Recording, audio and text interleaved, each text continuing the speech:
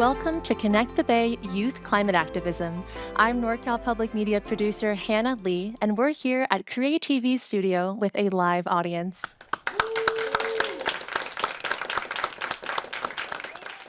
Thinking about the many challenges that come with our changing climate can be overwhelming, especially for young people whose futures will be most impacted by its consequences. How are they coping and what are they doing about it? We at NorCal Public Media have been exploring this urgent question for quite some time. No more coal, no more oil, keep your carbon in the soil. Our Center for Environmental Reporting has been covering youth involved in climate work for several years now. Do you guys have a minute to talk about climate change? I know of climate change. Well, I guess I'm not entirely sure. Do you know what climate change is? Young people we've met have been taking different approaches to address the many aspects of this critical challenge. 3 of them are with us today, each bringing their own experiences and interests to the task. Today, I find myself deeply invested in this work, whether it is through research around hyperscale data centers that are in vulnerable communities, or part of lawsuit cases, or organizing around climate. I am hopeful with the students that are advocating with me and just the organizers that I get to talk to on a day-to-day basis who are working toward change. I see there is a lot of passion and a lot of care and a lot of interest in climate action. So once young people bring that passion and that care that they already have and are paired with mentorship, education, it really unlocks a lot of potential to be part of climate solutions. When I think about climate change and when I think about how anxiety-inducing and overwhelming it is, it's important for me to center hope and solutions in the way I think about it and also the way I talk about it with my community. What are the solutions and how can I be a part of implementing that solution? Please welcome our incredible panel of youth climate activists. Welcome, welcome. Thank you all so much for being here. To start, would you mind please introducing yourselves and telling us a little bit about your work in the climate space? Yeah, of course. My name is Adila Lara. I am a current student at UC Berkeley. One of the things I've done so far has been working on undergraduate research at the Human Rights Center, where we're working on understanding hyperscale data centers and the effects that they have on vulnerable communities, especially with water, and as well as the air and the pollution that comes from them. Thank you. That's it. Yeah. Good evening. My name is Mani Bakala, and I'm a junior in high school from here in downtown San Jose. And I'm part of a student-led organization called Silicon Valley Youth Climate Action, where I'm policy officer and co-lead for our San Jose Action team. And I'm also part of our city government's Climate Advisory Commission. So in all of these roles, I work to try and bring together many other young people to take effective action on climate change, starting from the local level with our city councils, our county governments, and local policy. Hi everyone, I'm Padma. I'm a high school senior from Fremont. Really excited to be here with my lovely co-panelists today. I lead the regional organization Bay Area Youth Climate Summit. We're dedicated to building a community here for youth in the Bay Area, and we're entirely youth-run. And I also work with Monty's organization, Silicon Valley Youth Climate Action, on really local policy and climate literacy efforts in Fremont. And in addition to that, I'm a student journalist, really interested in exploring how young people are facing environmental disparities and building change in their communities. Such important work. Thank you all again for being here today. So I'd love to know what first got you interested in this work and what drives you to continue it today. I think it really does start off with just my time growing up in the pueblo of San Martin Molupan, Oaxaca, which is where my mom is also from, and I'd visit family there, and they face intense storms during the summer, which really kind of washes out their entire agriculture and the way they really survive. And it's something that I think really stays with me because I really do see how the community has to really rebuild from the bottom up without the government funding them. And just going back home, I come back to wildfires and smoke pollution that affects me immensely as someone who has asthma, but also I can see how it affects my loved ones. I have family members that developed cancer because of fossil fuel sites that are right by their homes. And what the common thread of this is how fossil fuels industries, companies like ExxonMobil, Lockheed Martin, Chevron have extracted from vulnerable communities, especially Black, Brown, Indigenous communities. And these ties are something that a lot of the public isn't aware of, to know that a lot of the ways we've seen the climate crisis harm us is due to money that comes from an industry that is polluting our water, our air. And I think that this is a problem that has stayed with me since I was 14, trying to figure out ways in which I can really ensure that we are understanding this environmental just injustice, and how I can, whether it's knocking on a door, talking to a neighbor, advocating for policy, being part of a lawsuit case. I feel like I've been able to ensure that I'm speaking to my experiences and advocating for my community. Yeah, I think I, like many people of our generation, grew up never not knowing about climate change, never not knowing it as something to be anxious about. But this sense of anxiety, I think, like for many people around the Bay Area and the world, was really turned into action starting in 2019 and 2020. In 2019, the Fridays for Future movement and all of the allied youth-led mobilizing around the world really brought to attention the climate injustices that Ariela is talking about, and the complicity of our governments in those injustices and the inaction that has been taken on the climate crisis. So that mobilized many people around the world to start taking action. And I was part of that.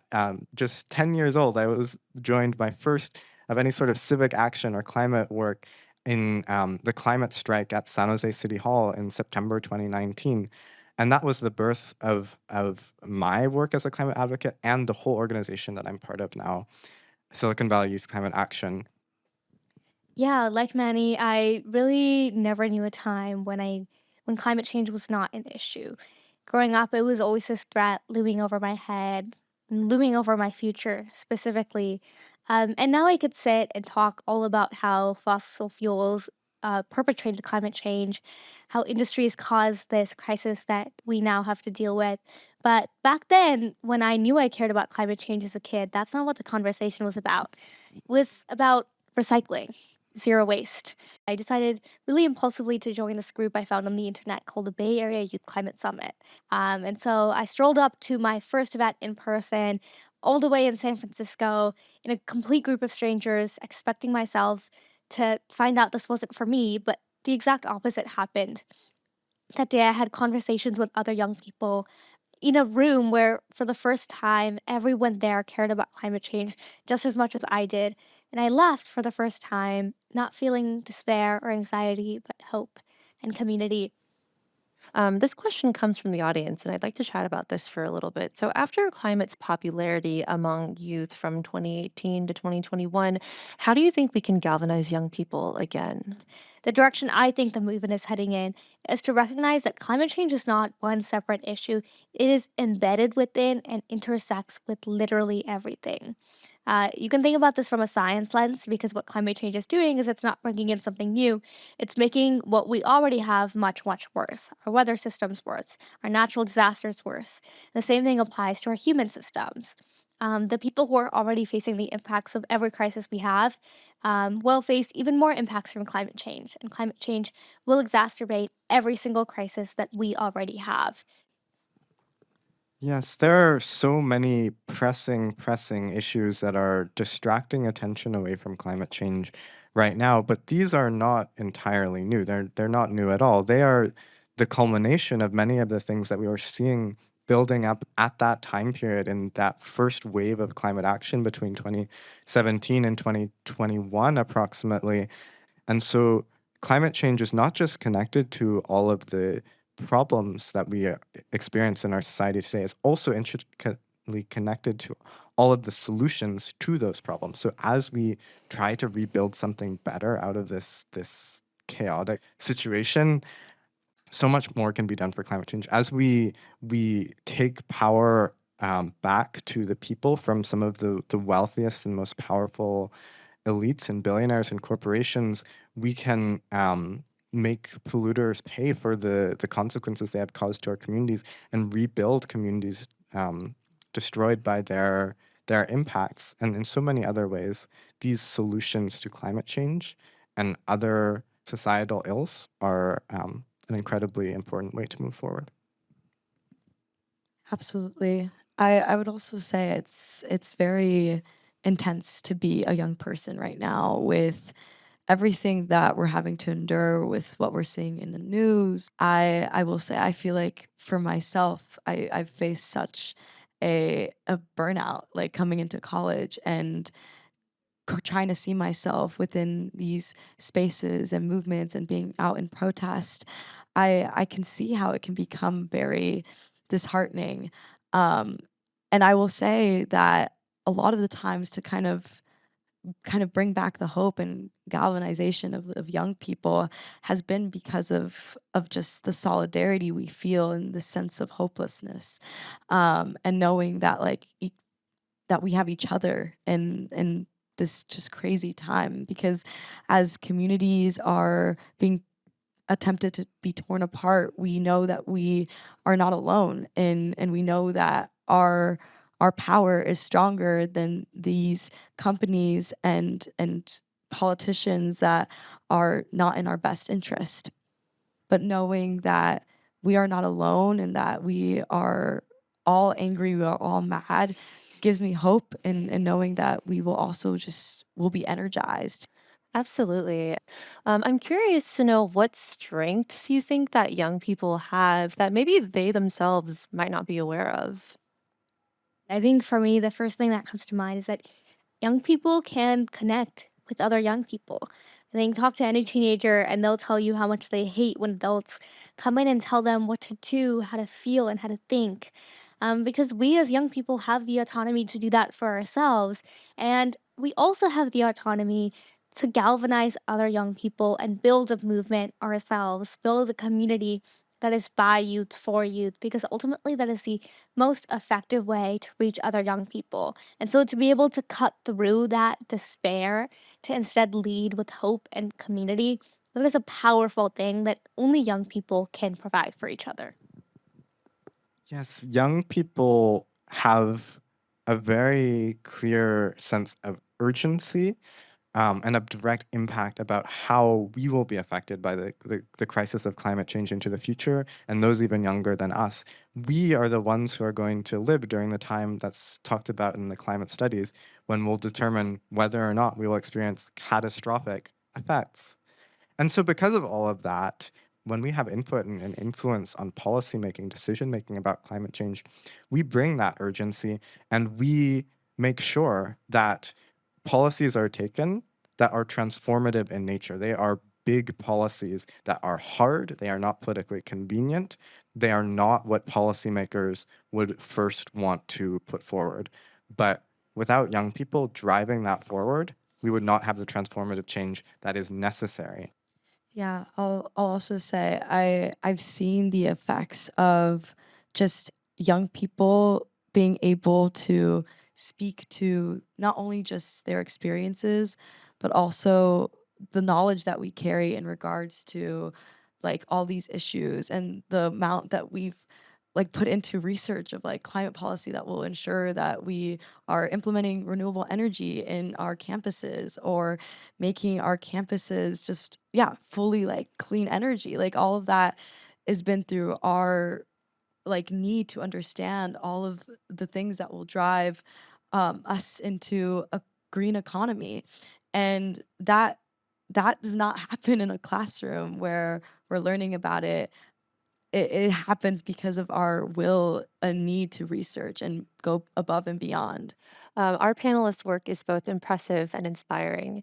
Now, let's take a look at what other dedicated eco activists at San Jose State have been doing to engage their fellow students around our current environmental crisis.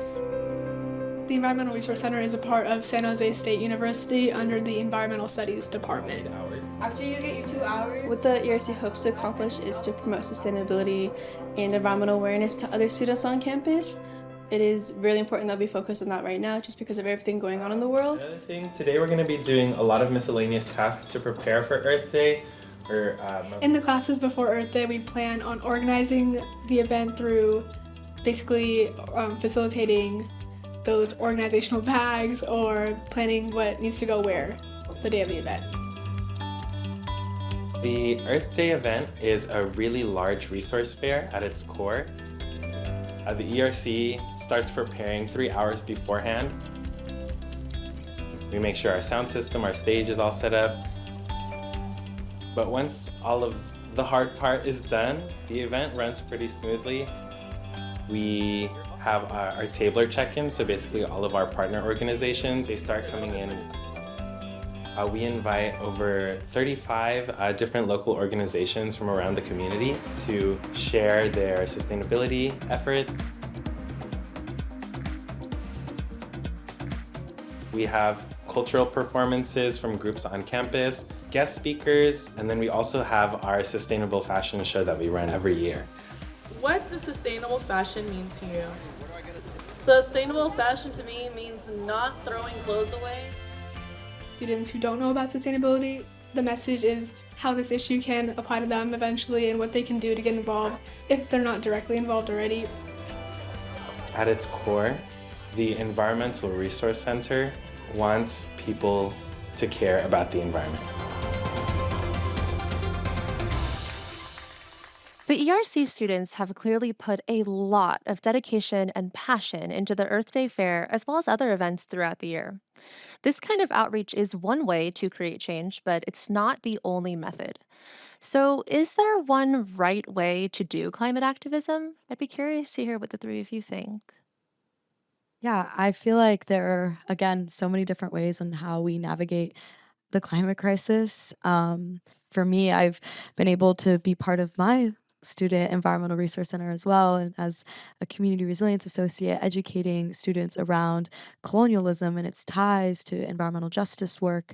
And that for me has been so educational for me in developing curriculum, and being able to have such beautiful conversations around how we as students can advocate for climate communities, but also understanding the ties that the climate crisis has had on Black, Brown, Indigenous communities here in the Bay Area and across the country and internationally. It's been such a big opportunity for me to be able to talk about climate, but I also see it in protesting. I see it in our community organizing, and when we go to elected officials, asking them to advocate for climate literacy and pass legislation that will further push climate initiatives, as well as being able to see it in the lawsuits that I'm able to participate in federal court.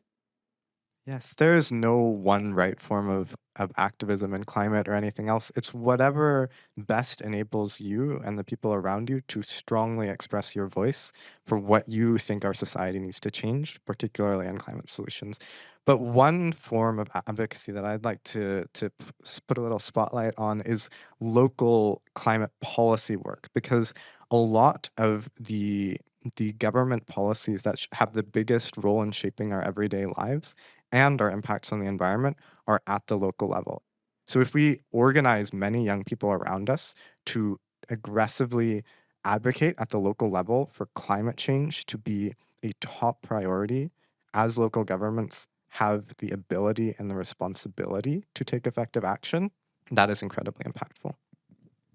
The hard thing about climate change is that it will touch and impact everything. But the beauty about climate action is that everyone has a role and a niche in the climate movement.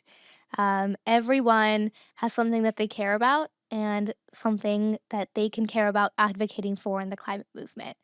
And I always tell people, I think the best thing you can do is just sit down and talk about climate change at the dinner table with your friends. You know, find a tangible way to connect this to your life and show that to other people, because the more and more we can think about climate change as not this huge overarching unsolvable issue but as something that impacts our daily lives, that means we can find a way to solve it in our daily lives.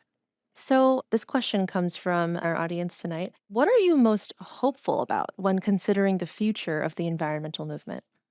So we have the tools right now to fix climate change with primarily renewable energy, and that gives me a huge amount of hope. But that will not be fast enough, it will not be full enough, and it will not be complete enough without the continuing advocacy of people in the climate movement, especially young people. The passionate work of young people and others in the climate movement who are not allowing this to fade away and who are making sure that whatever the adversity facing the climate movement, we limit the backsliding and we push further than we were even on track to before.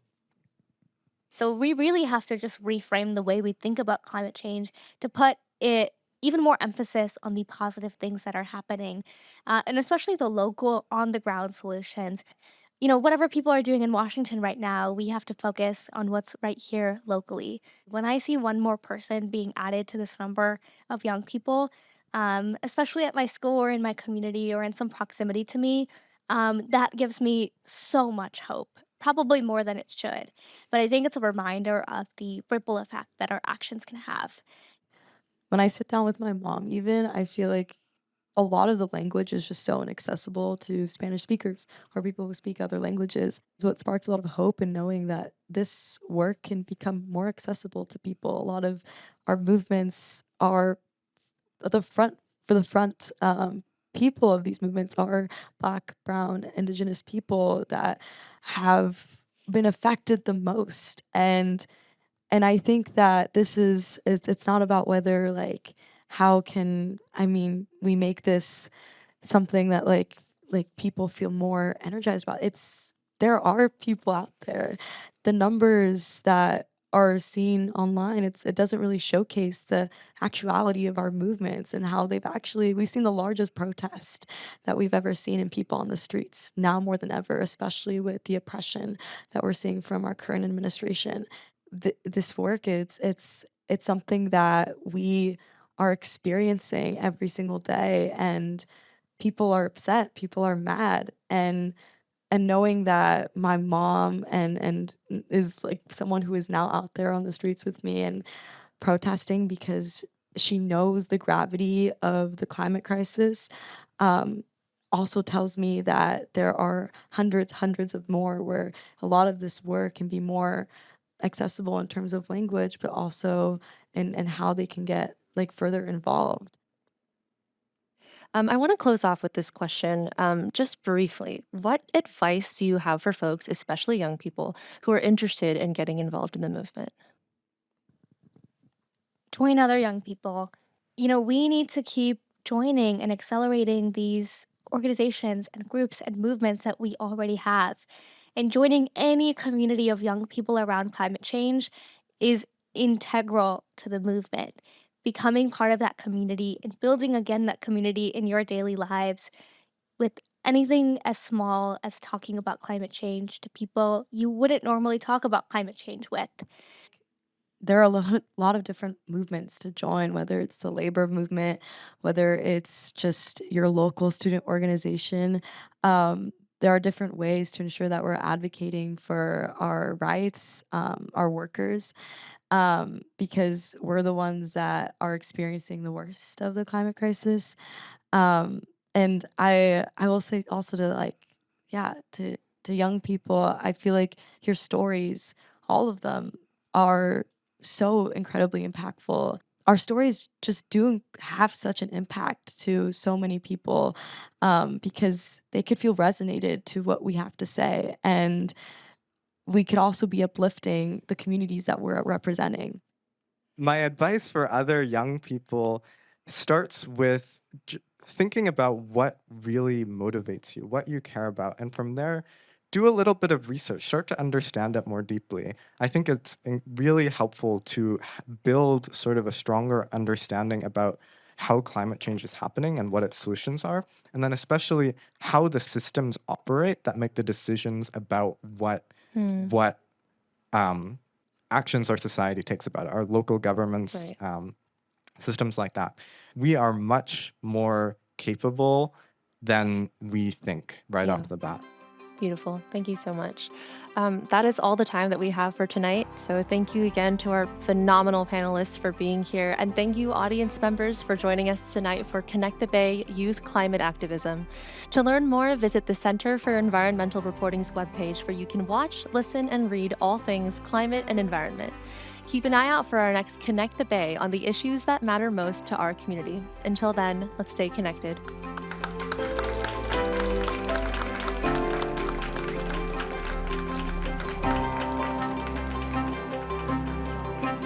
But the beauty about climate action is that everyone has a role and a niche in the climate movement.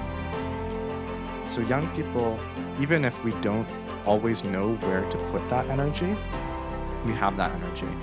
So it can be so easy to get bogged down by all the bad climate news that's out there, and there is a lot of it. That for me shows that there are so many ways in which you can really tap into this work. People power is the most valuable resource to the climate movement.